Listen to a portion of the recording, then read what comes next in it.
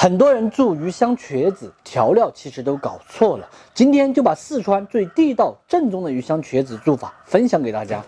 我们先来准备香料，泡的红二荆条切一下后给它剁碎，这个是做鱼香茄子的灵魂哈。姜葱蒜末稍微多一点。做鱼香茄子的茄子，咱们选择这种紫皮茄子，不用去皮来切成小条。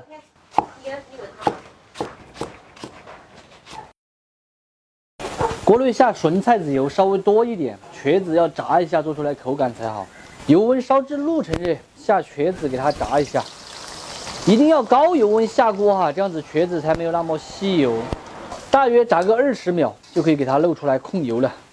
留一点底油，先炒泡椒末，再下姜葱蒜末，小火一起把香味煸炒出来。下茄子，翻炒均匀，加水。毛毛盐、豆油、白糖稍微多一点。鱼香味有个特点就是甜酸甜酸的。少来2捆鸡精。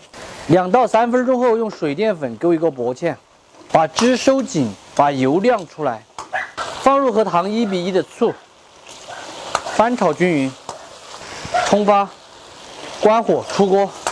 这个茄子烧得漂亮噻。最后再撒几颗性感的葱花，美味继承。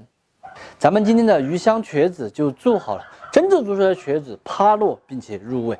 整道菜的口感是咸甜酸微辣，姜葱蒜味浓郁，很适合下饭的一道菜。吃完茄子汤汁还可以用来下面，喜欢的朋友可以收藏着，有些的时候自己告一下，不喜欢的是就只有免。好久都没吃这个鱼香味的菜了。哎呀，酸甜酸甜的。